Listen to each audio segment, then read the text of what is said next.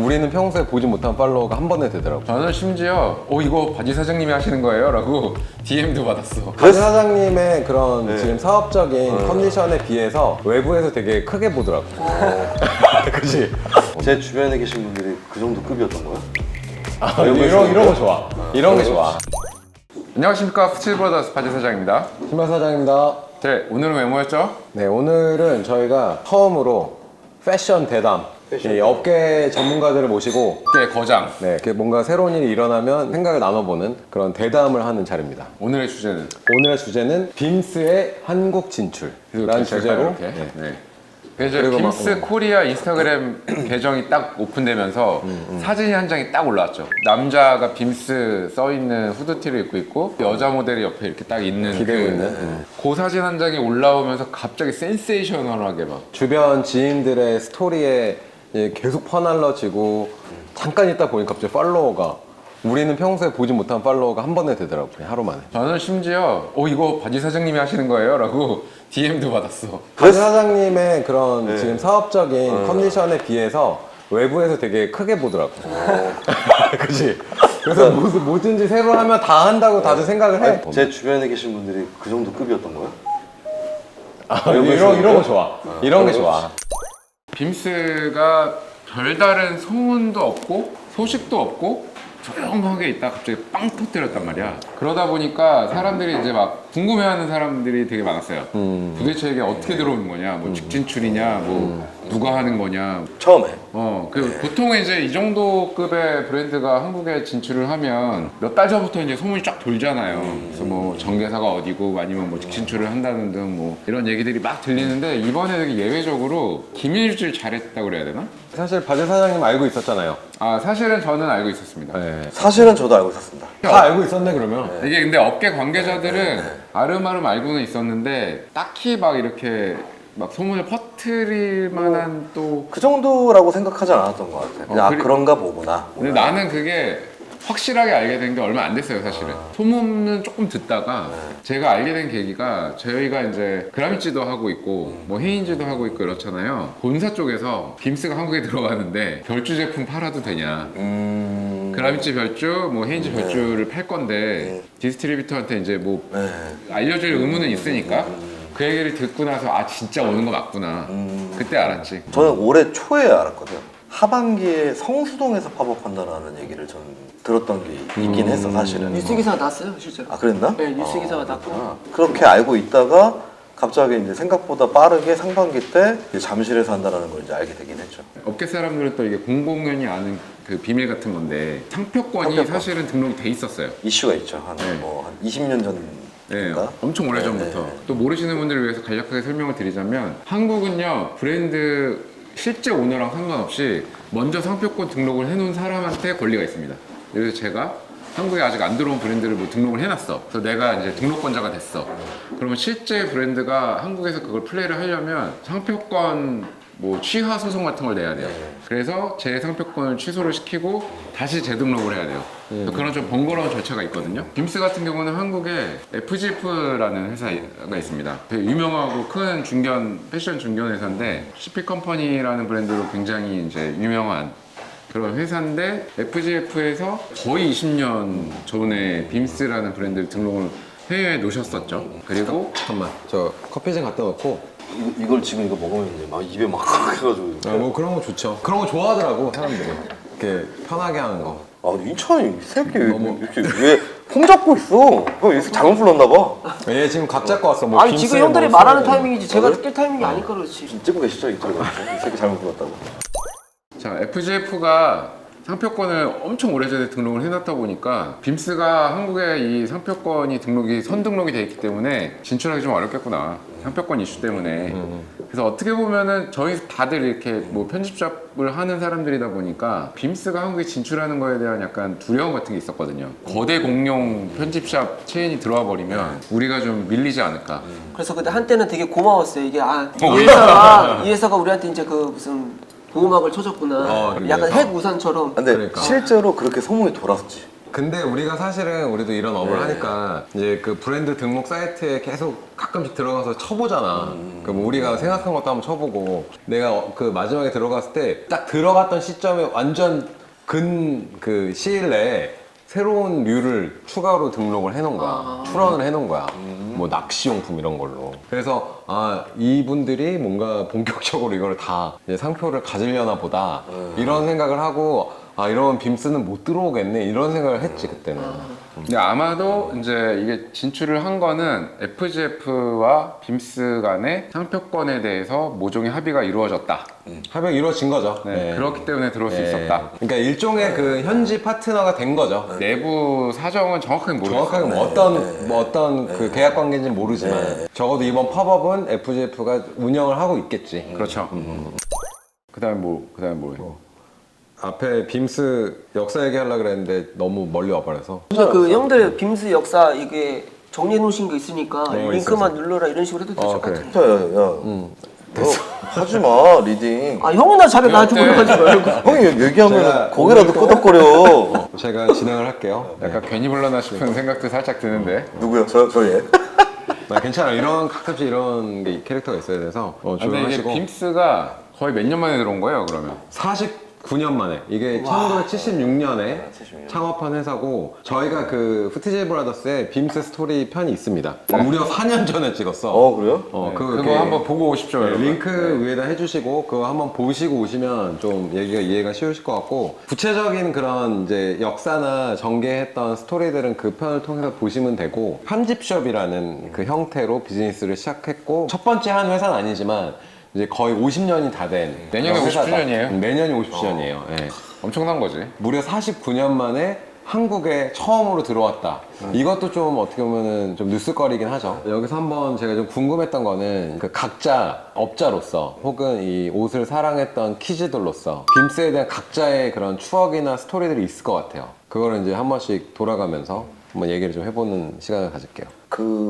제가 이제 그 대학생 때 저는 패션 의류 전공했으니까 그때 제가 이제 일본 여행을 이제 친구들이랑 가게 된 거야. 그게 몇 년도죠? 그게 2004년, 5년? 그때 처음 저는 빔즈를 가본 것 같아요. 그 하라주쿠 보면은 이제 빔스 스트릿이라고 해가지고 이제 막 빔즈 보이도 있고 뭐 그냥 일반 뭐 빔즈 F도 있고 인터내셔널 갤러리 네, 믹스 다 빔즈 있지. 플러스도 있고 이제 그때는 저희가 이제 인스타그램도 없어 막 온라인 이렇게 많이 안 돼 있어. 그때 놀러 가서 옷을 어쨌든 보러 갔죠. 지금은 일본을 가면 셀렉샵이 되게 다양하게 많잖아요. 그때는 빔스가 제일 컸던 것 같아요. 그리고 그때는 저널 스탠다드도 저는 몰랐던 것 같아요. 빔스가 가장 큰 셀렉샵이고 여길 가면 옷을 무조건 다 많이 볼 수 있다. 네. 이런 공간으로 첫 번째 제가 가봤던 셀렉샵으로 저는 기억하는 것 같아요. 오인찬 대표는? 저는 빈티지나 세컨핸드 취급할 때 항상 바잉을 하고 다니면서 항상 권봉이 들고 있었거든요. 아 일본에서? 네, 딱 그 시절인 거는 기억이 나요. 그게 몇 년도예요? 2012년도인가? 아마 그랬을 거예요. 빔스 재팬을 갔는데 거기서 이제 다양한 아이템들 있잖아요. 1층에 그 팝업을 한다고 이게 조격을 할 수 있게 이렇게 뭔가를 갖다 놨어요. 그래서 이게 그 일본에서 되게 유명한 온천 지방에 물을 이렇게 떠다 놓고 조격을 할 수 있게 갑자기 신발을 벗고 한번 해보라고 하는 거예요. 그래가지고 이제 거기 이렇게 발을 담고 이렇게 막 경험을 했는데 아 이런 게 팝업이구나. 패션 카테고리만 다루는 게 아니라 되게 다양한 라이프 스타일을 정말 많이 다루고 있구나. 이거를 딱 경험하고 나서 좀 딱 남아있는 각인이 됐다? 네, 완전히 각인된. 아마 여기 있는 4명 중에서는 바제 사장님이 가장 오래 나이가 알아. 좀 네. 많고 그래서 가장 오래된 기억을 갖고 있을 것 같은데 그럼 바제 사장님의 첫 빔스는 몇 년도였는지 그러니까 여기 대부분 이게 보시는 분들 중에 안 태어나신 분도 계실 수도 있어요. 그렇지. 그렇진 그럴 않아. 수 있죠. 보는 사람 중에 뭐 10대도 있고 20대도 있어. 50년대생. 아니, 그건 아니고 이제 50이 넘었으니까 이제. 제가 빔스 처음 가본 거가 대학생 때니까 99년, 98년 그때네. 그래도 그 완전 과거는 아니네. 너무 과거는 아니죠. 왜냐면 그때 그 전에 몰랐지 고등학생 때 가고 이랬을 때는. 가서 뭐 살 수도 없고 하니까 빔스라는 존재를 알고 가서 들여다본 거는 98년, 99년 이때인 것 같아요. 그러면은 나는 그때 따라갔던 것 같아서 그냥 같이 보긴 했네.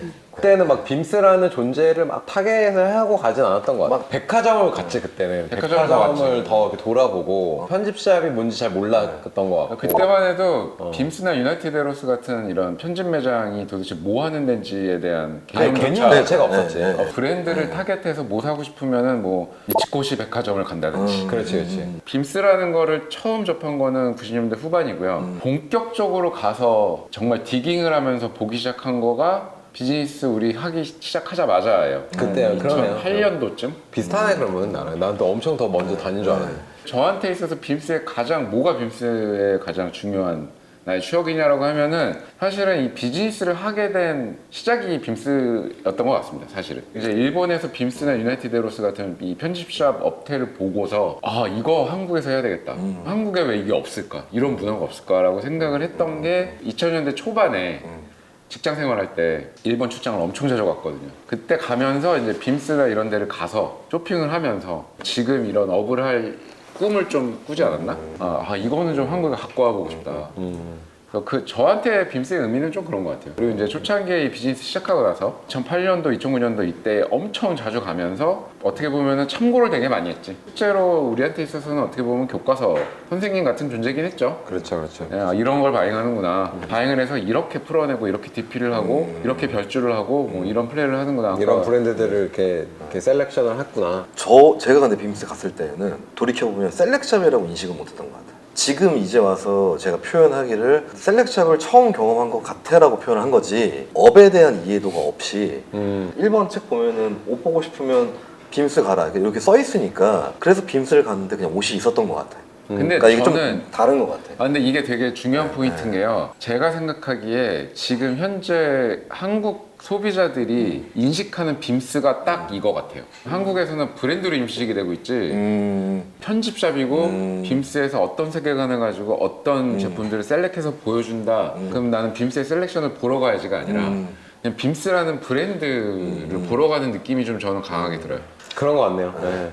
대부분의 사람들은. 네, 맞아요. 다 그렇게 느끼는 것 같아요. 그래서 지금 바지 사장이 입고 있는 이런 상품들이 이제 관심을 받는다. 그리고 지금의 근데 빔스는 그렇길 원하지 않을까요? 패션하는 사람으로서 어딘가를 가고 뭐 하라주쿠 같은 데 가고 하면 그 공간 자체가 셀렉션을 꾸려놓은 뭔가 이렇게 집약체인 것 뿐이지 전 빔스 같은 데를 보다 보면 지하철역에도 있잖아요. 일본 지하철역에도 빔스 그치. 매장이 있고 그런 데서는 사실 셀렉션이 많냐? 그건 아니에요. 그렇지 않거든.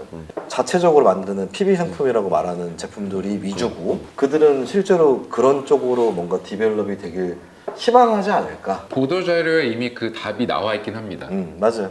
향후 전개하는 빔스 코리아의 그 제품 구성은 PB 상품이 네, 70%, 기타 바잉이 30%가 될 것이다 라고 이미 보도자료에 나와 있어요. 근데 저는 이게 어디서 이걸 느꼈냐면 최근에 일본 여행 너무 많이 가잖아요, 사람들이. 근데 의외로 대중 그 소비자분들이 빔스를 너무 알아.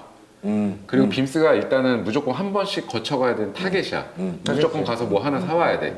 근데 뭘 사시냐고 봤더니 이거를 사더라고요.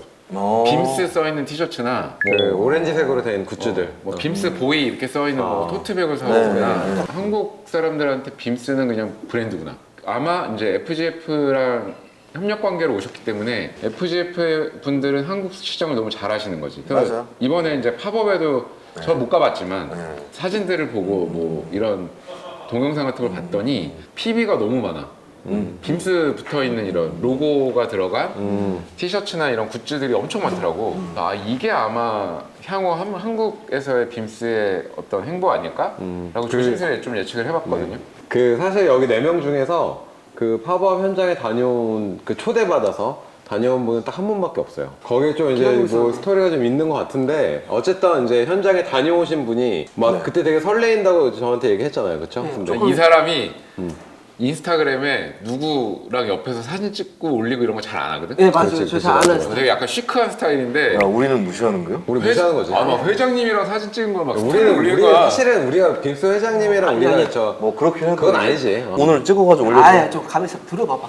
저한테는 시타라 회장님이 저한테는 뮤즈인 거죠. 뭐 누구는 뭐 아티스트를 좋아하고 음악인을 좋아할 수 있는데 저한테는 시타라상이 왜, 돈이 많아서? 윤종신이고 왜냐면 이 사람은 은근히 비즈니스맨이야. 윤종신이고 켄드릭 람하고 스눕독이고 뭐 그냥 그런 분이에요 저한테는. 어. 굉장히 떨렸죠. 원식이 형이 말씀하신 것처럼 제가 누구한테 이렇게 가가지고 막 사진 찍는 스타일이 아닌데 막 이렇게 덜덜덜 떨면서 갔어요. 사진 좀 찍어주세요 이렇게 해가지고 그 행사장이 워낙 시끄럽고 이게 막 사람도 북적북적대니까 대화를 얼마 못 나눌 거는 알고 있었어요. 그래서 제가 팝하고로 번역을 해서 질문지를 이렇게 스크린샷을 해서 물어봤어요. 아 진짜로? 그래서 질문을 2개를 준비를 했어요. 그래서 이제 그 중 하나는 샵 이름이 A 디비전이고 저희 PB 이름도 A 디비전이에요. 근데 샵 이름과 이 브랜드 이름이 동일하게 한 다음에 성공하는 게 거의 없어요. 그렇지.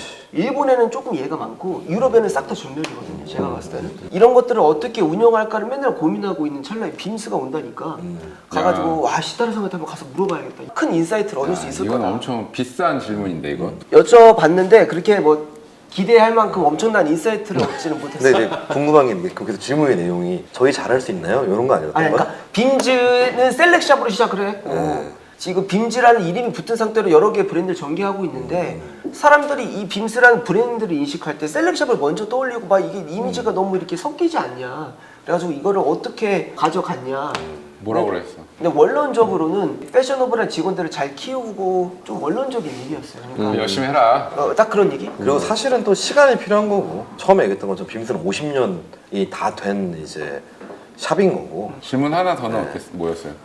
한 개는 기억이 안 나네. 어쨌든 거의 근데 그걸 못 물어봤어요. 딱 그것만 물어보고. 아, 시간이 없어서. 사실은 그들도 어떤 그 전략을 정확하게 세워놓고 그쵸, 딱 맞아 그거죠. 떨어졌다고 네, 맞아요. 생각을 하지 못할 거예요. 네, 왜냐면 하다 보니까. 그러니까 그냥 자기가 빔스니까 빔스 찍어서 네. PB로 어쨌든 거기 이제 돈을 벌어야 되니까 편집으로는 안 되잖아, 다 알지만. 근데 그러니까 생각보다 빔스가 PB 만든 지 얼마 안 됐어. 얼마 안 얼마 안 됐죠. 근데 됐죠. 그게 이제 사실은 그 빔스 플러스 얘기가 나와야 되는데 이게 프라이빗 레이블을 사실은 빔스 플러스로 굉장히 실험적으로 많이 한 거지. 많이 하다가 이게 성공을 하는 바람에 이게 쫙 퍼졌다고 알고 있거든 나는. 아 근데 요것도 저희는 빔즈 플러스 뭐 디렉터 분 뭐 이렇게 이걸 사실 알잖아 우리는 저희가 패션하는 사람이니까 지금 빔즈 플러스를 얘기하고 있는 거 같아요. 그러니까 실제로는 뭐 보이도 맞아요. 있었고 뭐도 있었고 되게 많았는데 저희한테는 플러스가 조금 각인돼 있는 느낌? 근데 그게 맞잖아. 근데 이게 프라이빗 레이블로 열심히 만들어서 이렇게 하나의 브랜드로서 이렇게 그 PB 상품으로 아니, 정리해 나갔던 거. 이게 프라이빗 레이블을 만드는 거랑 내가 말하는 PB는 빔스 이거를 말하는 거야 이거. 빔스를 찍어서 파는 게 얼마 안 됐다고. 그렇지. 네. 물론 이제 레이 빔스도 있고 뭐 빔스 F에서도 빔스. 뭐 일부 자기네 제품들이 나오고 네. 빔스 플러스가 또 되게 주도적으로 그런 컬렉션들을 내고 하긴 했었지만 그냥 이렇게 빔스 딱 찍어서 판 게 얼마 안 됐어요. 근데 이제 이게 돈이 된다. 소위 말해서 비즈니스가 된다라고 최근에 아마 빔스 본사에서도 좀 느끼기 시작하신 것 같고. 나는 그게 브랜딩이 아닌가. 자기네 이제 빔스란 이름만 찍어도 다 된다는 거를 어느 시점에서 인식을 하고 그걸 그냥 사업으로 그냥 시작을 한 게 아닌가? 일단은 이 빔스라는 이 IP 자체가 한국 사람들한테 얼마나 매력적으로 다가갈지에 대해서는 조금 더 두고 봐야 된다는 생각을 했어요. 지금. 진짜? 네. 이 사람들이 이 빔스에 대해서 막 뭘 느낄지를 솔직히 잘 모르겠더라고요. 그러니까 저는 일단 셀렉션 느낌이 너무 강해서 여기서 느껴지는 어떤 거의 이미지가 사실 그렇게 많지는 않거든요. 일본에서는 160개 정도의 매장이 있고 근데 우리나라에서는 얼마큼 확장을 하려고 하나 돌아오는 길에 막 이런저런 생각을 해봤거든요. 근데 이제 제가 내린 결론은 뭐냐면은 빔스가 진짜 노리는 데는 한국이 아니다. 누구야? 중국이죠. 중국인데 일본에서 굉장히 큰 회사에서 일하는 저랑 친한 형이 그 브랜드의 한국 주재원으로 왔어요. 들어보니까 그 회사에서는 중국에서 몇천억 이상의 매출 계획을 세워놨는데 중국 가기 전에 한국에서 일단 자리 잡아야 된다. 한국이 완전 트렌디한 나라고 이 아시아 쪽에서는 네임밸류가 있는 곳이니까 한국에서 인정받아야 중국에서 유의미한 매출을 낼 수 있다.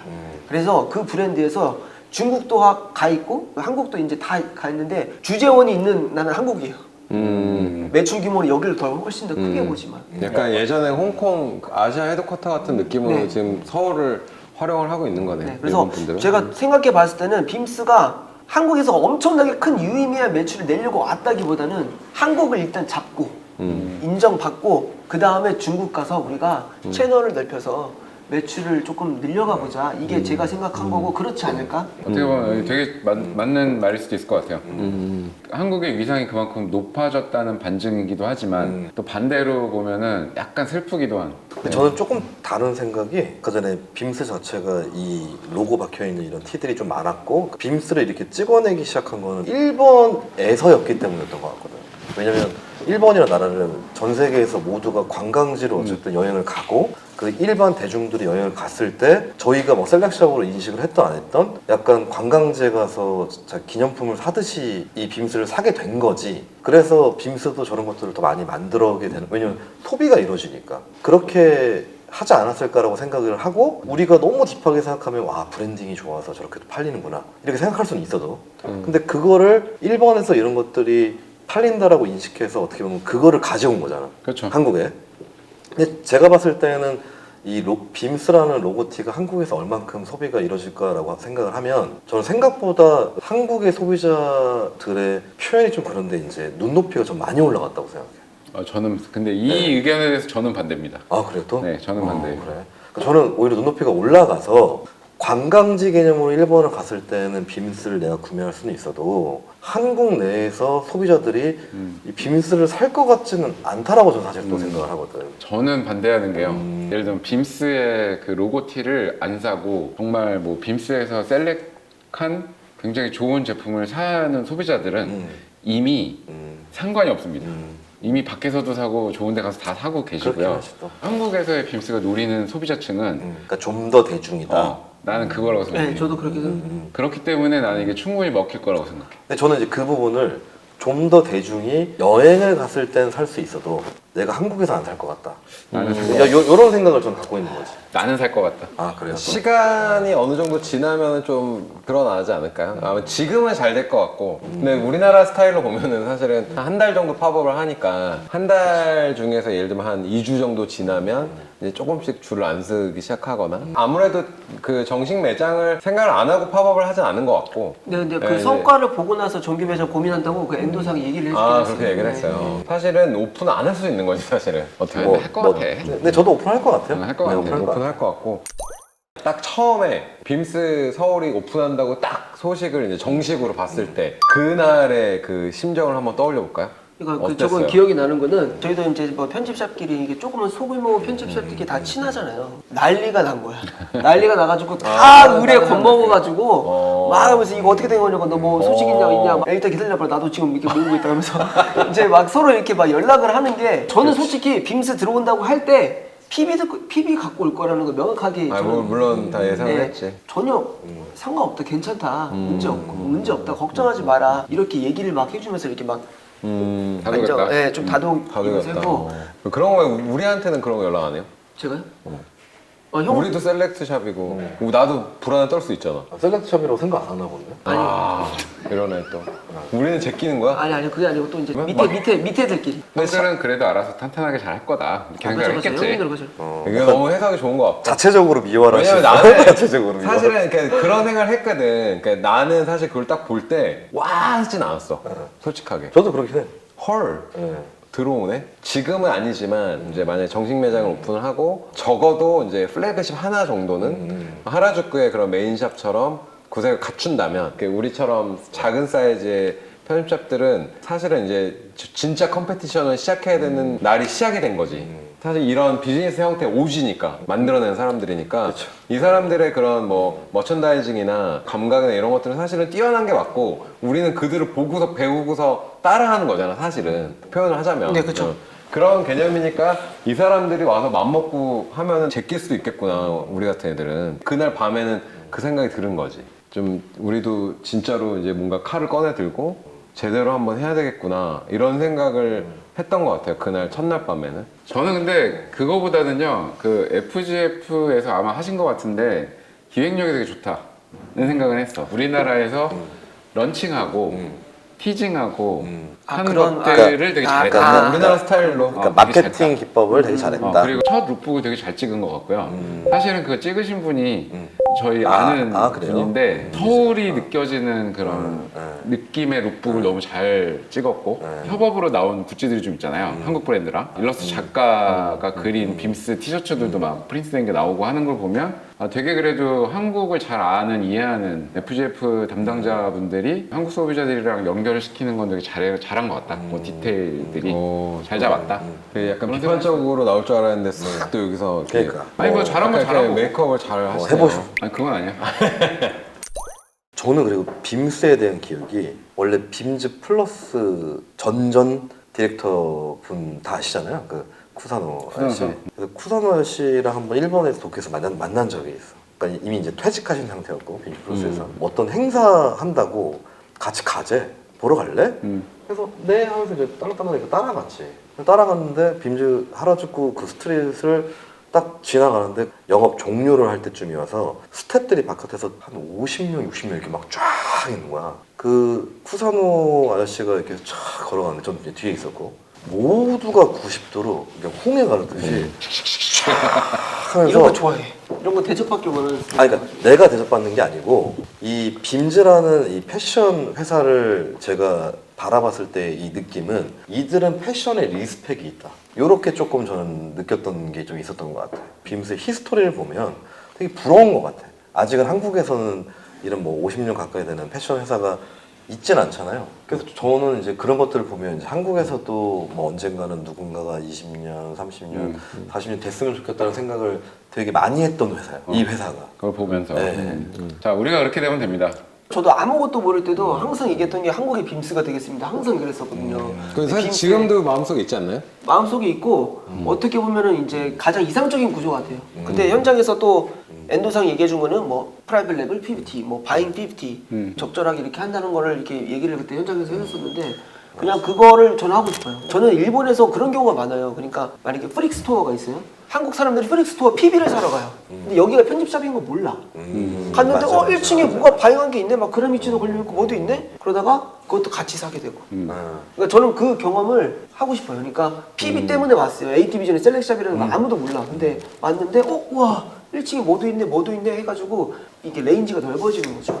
오인찬 대표는 지금 탈 편집샵이네 지금. 아 빔스가 정말로 저한테는 진짜 뮤즈였고 네. 어떻게 하면 에이- 비즈니스를 좀 이렇게 대형으로 키워서 돈방석에 앉아볼까 이런 생각 계속 아니 그러니까 하거든요. A 디비전이 이게 조금 오래 가고 젊은 친구들한테 계속 인식이 되고 이게 레인지가 넓어지려면 그러니까 한편으로는 어떤 그 존재하는 비즈니스 모델은 맞는 거지. 실제로 셀렉샵 하는 사람들의 대부분의 이제 원업인 것 같긴 해. 그럼요. 이게 생각하는. 셀렉샵으로 거의 8천억 1조에 가까운 매출을 일으키니까 물론 이제 나라 사이즈에 비해서는 큰 매출은 아니야. 한국 대비. 맞아요. 한국 대비. 우리나라는 터지면은 막 1조씩 터지는 데들이 많으니까. 빔스랑 비교할 수가 없는 거는 그 8천억을 만들어내는 큰 비중은 저 빔스를 찍힌 프라이빗 레이블이겠지만 사실은 빔스는 그래도 그런 감도를 놓지 않는다. 그게 멋있는 거죠. 어, 네, 그걸 얘기를 꼭 했어야 됐어요. 이거를 유지를 하면서 셀렉트숍이라는 이미지를 잃지 않으면서 여기까지 비즈니스 해가고 저런 것들을 싹 뒤에서 밸런스가 좋은 팔고 거죠. 있다. 아까 뭐 엔도상이 50-50라고 한 게 그리고 그 뭐 조격하고 이런 거 있잖아. 네, 빔스 맞아요, 재팬 맞아요. 같은데. 그러니까 그런 거를 끊임없이 시도하고 보여주긴 하잖아요. 그 실질적으로 비즈니스에서는 되게 작은 포션일 수도 있고 이익을 가져다 주지 않을 수도 있지만 그래도 그걸 유지를 한다는 것 자체가 이미 그런 하나의 브랜드로서 느껴지게 만드는 이유이고 한국에서 그런 느낌을 받을 수 없는 거는 그렇게 하는 플레이어가 없었기 때문에 그동안 없었지. 그런 면에서 빔스가 되게 우리가 이제 우상화하고 되게 존경하고 팔로우를 했던 대상이었고 지금도 그렇지 않나? 네, 그렇죠. 그쵸? 근데 뭐니 해도 그래도 결국 히스토리 같아요. 시간을 유지하려고 하는 그 마음? 그걸 지키는 게 사실 어려운 거거든. 시간이 왜 시간 오래 못 버티냐면 마음이 변하기 때문에 시간을 못 버텨서 다 바뀌는 거야. 근데 어쨌든 이 사람은 그 뭐 선대부터 해서 어떤 일관된 그 방향성을 계속 지금까지 50년 동안 지키고 있었다는 거죠, 사실. 네. 이제 그만 마무리 좀 해봅시다. 네. 많이 네네. 떠들었으니까. 자, 어쨌든 뭐 두서없이 막 얘기를 했는데 그 현장에 있는 업자로서 크나큰 브랜드 혹은 크나큰 유통 채널이 하나가 한국에 새롭게 진출함으로써 향후 그 한국의 패션 시장이 어떻게 전개가 될 것인지에 대한 생각을 좀 나눠봤고 약간 지루할 수도 있지만 또 관심 있는 분들은 좀 재밌을 수도 있을 것 같아서 네. 저는 조금 더 깊이감 있는 얘기가 나올 줄 알았는데 그렇지 않았던 것 같아요. 이 정도면 됐지 뭐 얼마나 더 깊게 하려고. 그래서 저는 이 그래가지고 정도면 거의 업계 기밀 수준 아닌가요? 뭔가 깊이감 있는 더 대화를 나올 것 같아가지고 되게 부담스러웠거든요. 아, 근데 그러면 이동기가 깊이 있는 대화하면 재미없습니다. 네. 저희의 팔로워스 떨어집니다. 그냥 우리끼리 이렇게 말장난하는 거가 제일 재밌어. 한번 구독과 좋아요. 스트로그는 한번 바잉 한번 시원하게 해달라고 시원하게? 한번 해보세요. 이미 보내놨을 수도 있어요 라이시트. 몇번 여태까지 몇 번 보냈어? 막 DM 보내고. 했을 것 같은데. 자, 네. 어쨌든 네, 빔스의 한국에서의 행보 한번 재밌게 지켜봐 주시면 좋을 것 같습니다. 네, 저희도 이제 가봐야죠 그래도. 네, 한번 가봐야죠. 네. 그 빔스 서울 사실은 뭐 또 새롭게 생겨난 샵이니까 시장이 다이나믹해진다는 또 하나의 증거이기도 하니까 즐겁게 또 즐기면서 하면 될 것 같아요. 오늘은 그럼 여기까지. 여기까지. 네. 다음에 또 이런 재밌는 주제로 나오셔서 또 얘기 좀 나눠봐요. 귀중한 시간 내주셔서 감사합니다. 네. 네, 여기 뭐 혹시나 이분들한테 궁금한 거 있으면 댓글에 남겨주시면 댓글을 이분들이 달아주실 거예요. 아, 그래요? 네, 그렇게 네. 하시는 걸로 하고 네, 오늘은 그러면 여기까지 하겠습니다. 감사합니다. 네. 안녕. 다음에 봐요.